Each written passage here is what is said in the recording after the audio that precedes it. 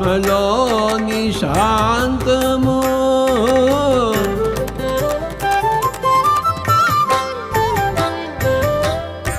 ఆత్మలోని అభయము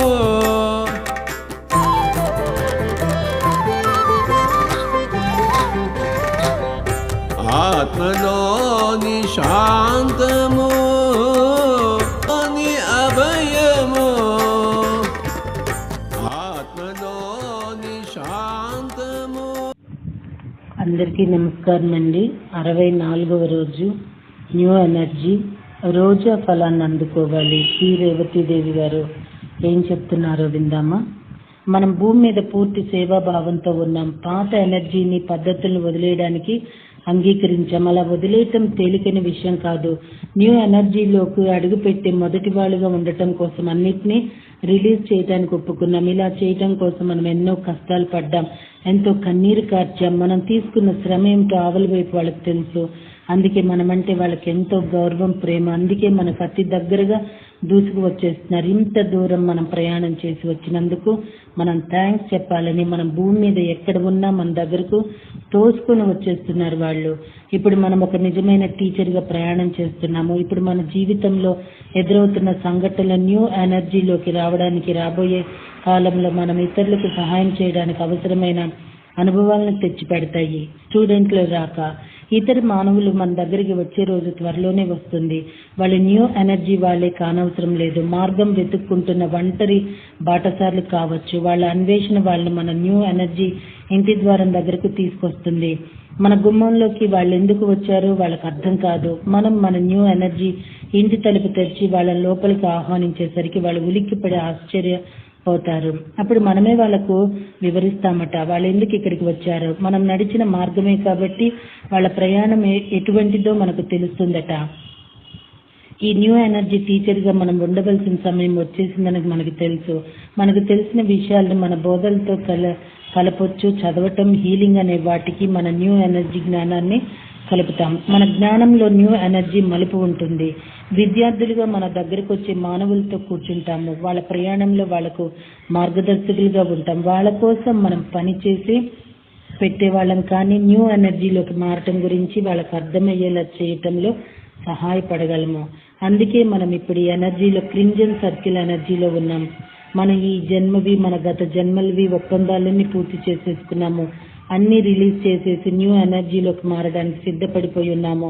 new energy ప్రకంపనలు, energy నమూనాలను, ఎనర్జీ నిర్మాణాలను పరీక్షించే వాళ్ళం మనమే. మనం న్యూ ఎనర్జీ టీచర్లమయ్యాం కాబట్టి మనమంటే ఆవుల వైపు వారికి అంత గౌరవం. మనం ఎవరినైతే ఏంజల్స్ అంటున్నామో వాళ్ళు మనల్ని మాస్టర్స్ అని పిలుస్తారు. ఇల్లు వదిలి ఎంతో దూరం ప్రయాణించాం. మనం తొలి సృష్టి నుంచి మనం దూరం వచ్చేసి ఎంత సుదీర్ఘ కాలమైందంటే ఆవల వైపు వాళ్ళు దానిని పెట్టుకోవాలని కూడా అనుకోలేదు. మన భూమి కాలమానంలో దాన్ని కొలిచి చెప్పడం కూడా అసాధ్యం. తొలి సృష్టిలో నిలబడిపోయిన వాళ్లకు అగ్నిగోడ దాటి వచ్చాక మానవ జన్మ తీసుకుని వాళ్ళకు మనమంటే చెప్పలేనంత గౌరవం. ద్వంద్వత్వంలో ఉండటం వల్ల మనకు మహాచిత్రం కనబడటం లేదంటాడు టొబియస్. క్రయాన్ సైతం ఈ మహాచిత్రాన్ని గురించి మాట్లాడతాడు. ఇంతవరకు మనం ఇప్పుడు చేస్తున్న అన్ని పనులు వెనుక ఒక ఉద్దేశం, కారణం ఉన్నాయి. ఒక ఆలోచన గాని, ఒక పని గాని, చివరికి ఒక శ్వాస గాని వృధా అయినది కాదు. మనం కార్చిన ఏ కన్నీటి బొట్టు స్పిరిట్ దృష్టిని దాటిపోలేదు.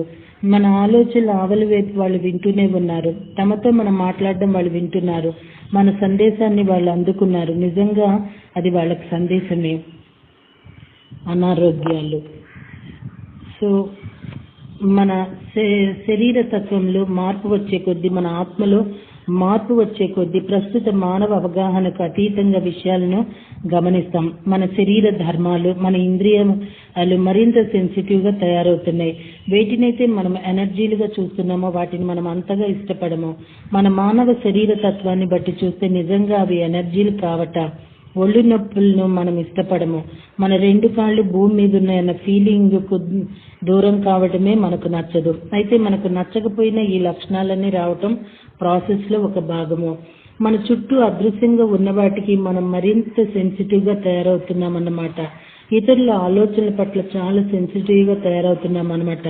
గతంలో ఎన్నడూ లేని విధంగా మానవ బృంద ప్రభావం మన మీద పడుతుంది. భూమిలో బ్యాలెన్స్ లేదు. దాని పట్ల మనం సెన్సిటివ్ గా తయారవుతున్నాం. మనలో ఏం జరుగుతుందో మనకు అర్థం కానప్పుడు దానిని ఫ్లూ జ్వరం అంటున్నామట. అయితే ఇప్పటి ఫ్లూ జ్వరం ఒకప్పటి ఫ్లూ జ్వరం లాంటిది కాదు. దీనిని న్యూ ఎనర్జీ ఫ్లూ అనవచ్చునట.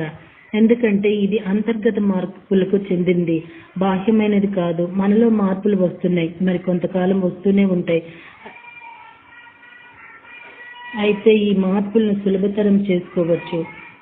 న్యూ ఎనర్జీలో మన ప్రకంపన మరింత సునిశ్చితం అవుతుందని మనకు అర్థమయ్యే కొద్దీ మనలో వస్తున్న మార్పుల ప్రభావాన్ని మన శరీరం మీద, మనసు మీద సున్నితంగా ఉండేలా చూసుకోవచ్చు.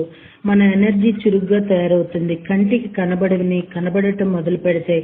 ఎన్నడూ వినపడనివి వినపడటం మొదలు పెడతాయి. మనకు అలవాటు లేని చైతన్య స్థాయిలో ఇవి జరుగుతుంటాయి. భౌతికంగా మన ముందు ఏదో అద్భుతం జరుగుతుందేమో అనుకుంటే పొరపాటే. మొదటి సూచనలు అదృశ్య స్థాయిల నుంచి అందుతాయి మనకు. న్యూ ఎనర్జీలోకి మారే కొద్దీ మన మానవ వాస్తవపు లోతులు అర్థం కావటం మొదలు పెడతాయి. మనం నానాటికి సెన్సిటివ్ గా తయారవుతున్నాం కదా, దాని తాలూకు సర్దుబాట్లన్నీ ప్రాసెస్ లో భాగమే. వాటి నుండి పారిపోవద్దు. మనుషుల వద్ద కూర్చొని ఉన్నప్పుడు వాళ్ళ ఎనర్జీలు మన మీద ప్రభావం చూస్తే పారిపోవద్దు. ఆ ఎనర్జీలోనే నిలబడాలి, భయపడకూడదు. దానివల్ల మనకు ఎలాంటి హాని జరగదు. ఇంకా పాత ఎనర్జీలోనే స్థిరంగా నిలబడిన వాళ్ళ ఎనర్జీలు, ఆలోచనలు వినపడుతున్నాయి అన్నమాట. అలా వినపడుతున్నా కనపడుతున్న వాటి నుంచి పారిపోవద్దు. వాటిని ఫీల్ అవ్వాలి. దానివల్ల మన అవగాహన పెరుగుతుంది. కొందరు మానవులు మరి కొంతకాలం ఓల్డ్ ఎనర్జీలో ఉండటం అవసరమని చెప్పుకున్నాం కదా. అందరూ ఒక్కసారిగా న్యూ ఎనర్జీలోకి దూసుకు వెళ్ళిపోతే ఎనర్జీలు ఉవ్వెత్తు తరంగం ఏర్పడే అవకాశం ఉన్నది. అప్పుడు బ్యాలెన్స్ తప్పి గందరగోళం అయిపోతాము. సో మాస్టర్స్ రేపు సాటి మానవుల ఉత్సుకత అంటూ తెలియచేస్తున్నారు. అదేంటో రేపు అందుకుందామండి. థ్యాంక్ యూ వెరీ మచ్ అండి.